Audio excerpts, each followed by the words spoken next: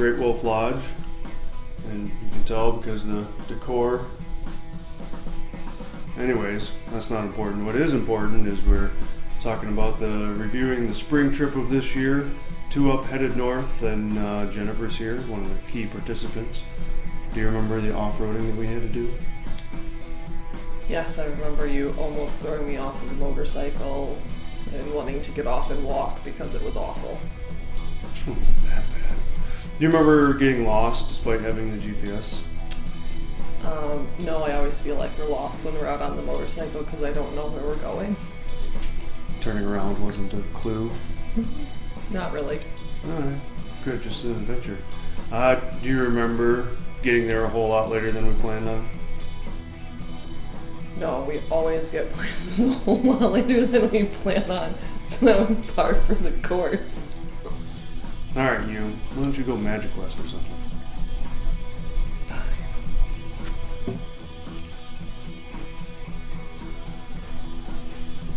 So I took a half day off work, headed home for lunch, and packed up the bike.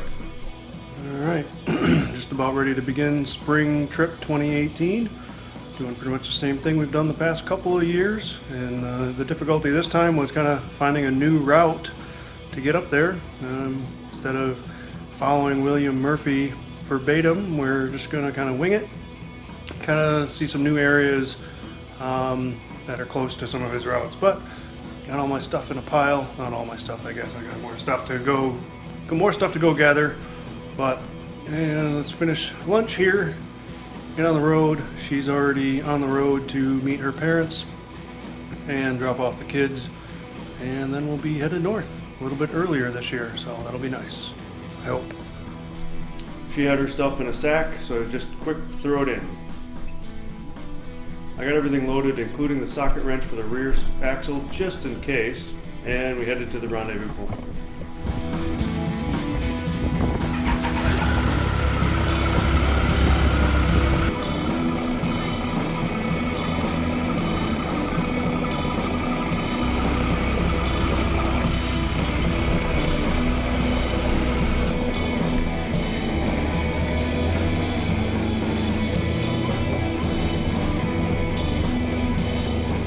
Between home and the rendezvous point wasn't anything special, but there is one section of interstate that comes into the big city and has some elevation coming down into the river valley that has some curves is always fun. At least as far as interstates in West Michigan can be fun.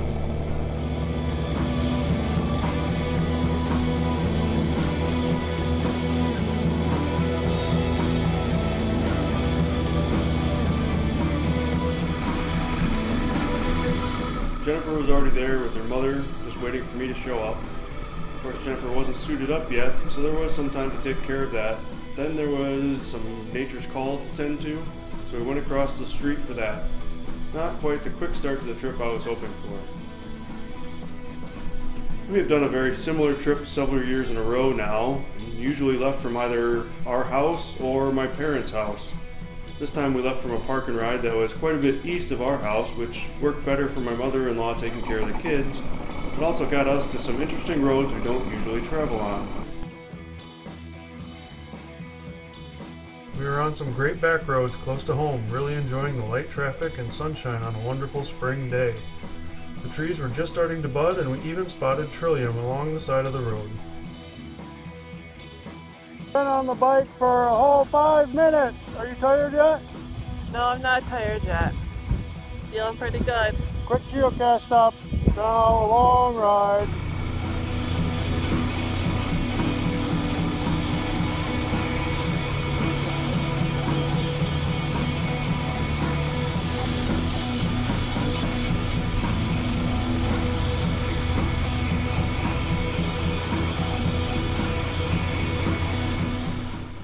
As it was the first trip of the year, I wanted to make sure she was doing well, so I took several opportunities to stop and ask how she was feeling. I got bugged. Bug guts. Ew. Okay, I think it's another half hour or so. You good? Good.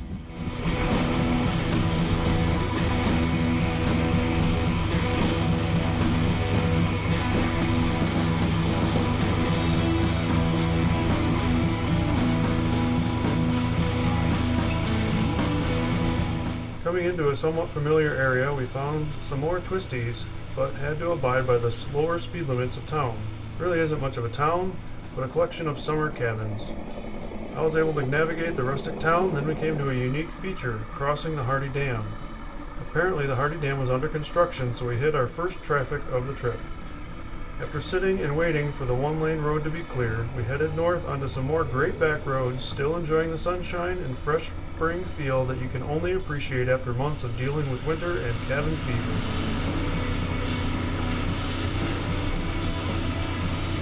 It was still early in the afternoon on a Friday, so most people should be at work, but as we got closer to Baldwin, it looked like sunshine had brought out a lot of motorcycles. The Baldwin Blessing of the Bikes was scheduled for Sunday, but a lot of people make a full weekend out of it, and the vendors were already set up around town. I hadn't planned on stopping in Baldwin, but it was about time to take a break, and there was a lot going on, so we stopped to check it out.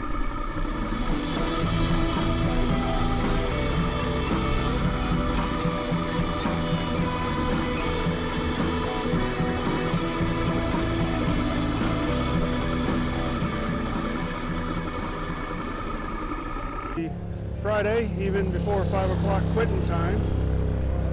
A pretty good turnout here already. And so it's good to take a rest, get something to eat, take in the sights. I've never been here for Friday. We'll come back for Sunday. Quite a bit happening already.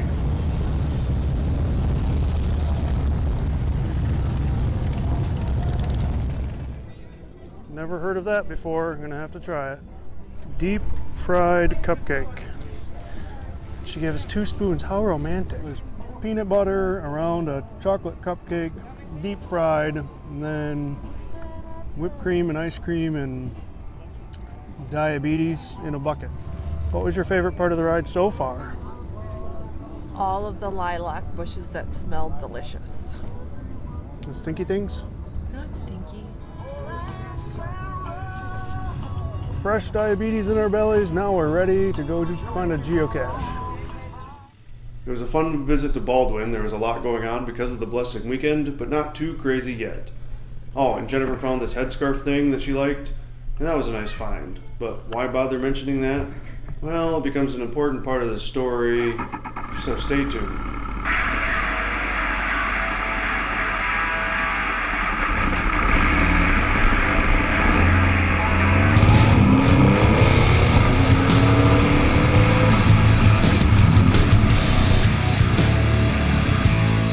As we were leaving town, the police presence was almost overwhelming.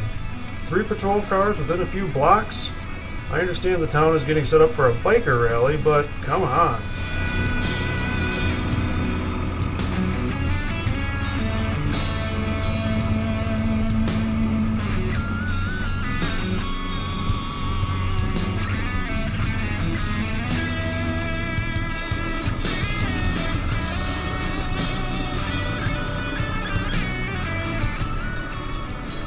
Leaving Baldwin and heading north into the Northwoods is always a great treat. I had picked out a few geocaches. While the impromptu stop at Baldwin had sort of precluded the need for stopping and resting at these geocaches, I still wanted to check them out.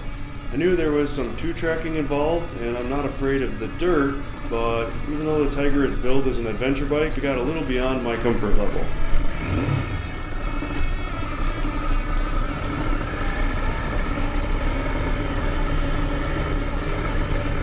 Along the 2-track, there were a few squirrely soft sand spots, and another spot that required an alternate route.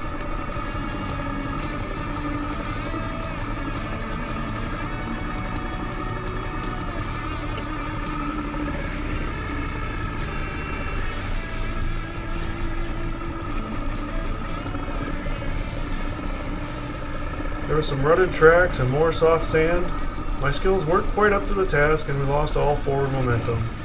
Looked like we were right on top of the geocache as far as the GPS said, but then zooming into the GPS there was quite a bit more to go. But she decided she was done riding and would walk the last 1,000 feet or so. I went ahead and parked and waited for her to catch up. Oh, I think you'll see I'm not much of a dirt rider, especially fully loaded. Somebody else isn't a dirt rider, but she can walk the dirt. Yeah, let's go find this geocache. So we were successful in finding the geocache. It took quite a while, a bit longer than planned. Although that's always the MO. Some mosquitoes back here. But one cool thing about geocaching, it always brings us to an interesting place. Kind of neat back here. And after leaving the hustle and bustle of the big town of Baldwin, kind of nice being out in the middle of nowhere. And we only went, 6 miles, 8 miles? So, anyways, back to the bike before we get carried away by these mosquitoes. Found the geocache, then planned on another geocache just up the main road. The 2-track looked like it continued on past where we had parked and possibly back to the main road further down the way that we wanted to go. But a short hop on this 2-track showed that was not the case. We went back the way we came in.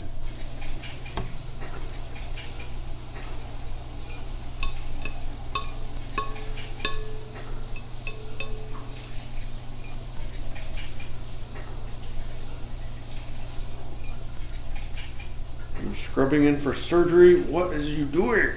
I'm washing my hands.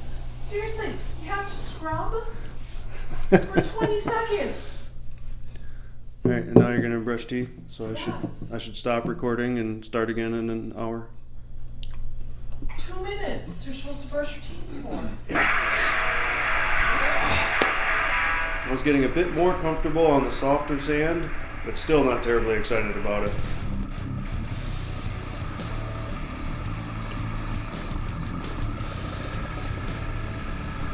The next geocache was just off the tarmac, so we parked on the side of the road and went bushwhacking.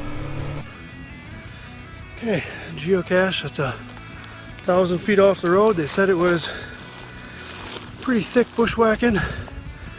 I chose to leave my gear on, well, my pants. It's very hot, so I think I worked off that brownie. Now we're 20 feet away. There's that little stream to cross, just to say we were here and found something in the woods. So we found that cache too, then back to the bike, with only dinner and our final destination ahead of us. But while gearing up, someone recognized her headband was no longer in her pocket. The last known time of possession was at the end of the previous 2-track adventure. It was only $10 for this headband, but since it was so new and we thought we had a good chance of finding it, we decided to head back a couple of miles to the 2-track and go looking. Jennifer's already expressed her disinterest in doing any more soft sand adventure, but when we got off the tarmac, Jennifer took the opportunity to do her full gear nap. I dropped her off and made my way back on the 2-track solo. With a bit less weight on the bike, and just a little bit less, this is my wife we're talking about, just a small little amount of weight off the back made a pretty big difference on the 2-track. I wasn't ripping it up by any means, but I felt a lot more confident. Maybe it wasn't the weight, maybe it was just the repetition that did that. I don't know, but I felt a lot better. Getting to the end of the 2-track, checking the area we parked, nothing to see here. So, heading back and scanning the ground again, this time I found a glove. This was Jennifer's glove, and it happened to be at a spot where, as I was coming in this time, I hit a pretty big bump. Sure enough, she had left her gloves on the seat behind me when I dropped her off. So going back, looking for the headscarf thing almost cost us a pair of gloves too.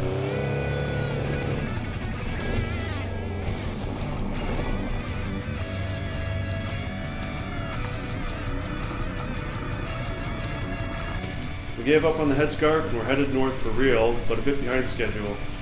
There are some awesome roads as outlined in William Murphy's Emerald Isle Tour from the Motorcycling Across Michigan.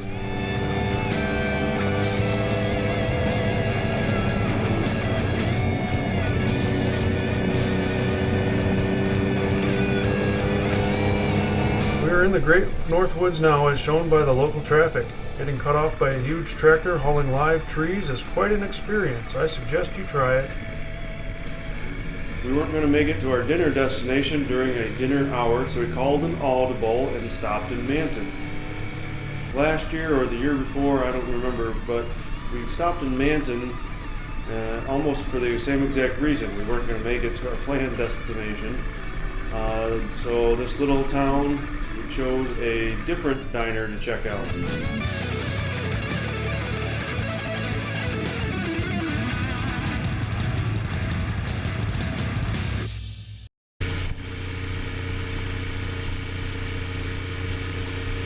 At this point, we had been on the bike for 4 hours. It had been 8 hours since we left home. For the first ride of the year, that's quite a bit. Darkness quickly consumed us, and we were left to finish the last 50 miles in the dark. Our place was an Airbnb and had self-check-in. This is the first time I've done anything like that, so it was quite confusing to me, especially because this place looked like a ghost town. It was kind of eerie. Finally, we figured out what the Airbnb app was saying. Again, I never relied so heavily on the app. It said, go inside, go up the first set of stairs, turn left, go up the second set of stairs, and here's the key code to get the key. Whew. Quite an adventure, but we were settled in for the night. 222 miles on the day, just over 9 hours of total time, lots of stopping and sightseeing along the way. Another great adventure, but that was just the beginning. Speaking of adventure, I'm going to go check out the Great Wolf. Which one's the Great Wolf? Yeah. Go to the water park, do some arcade, spend a bunch of money. Here we go.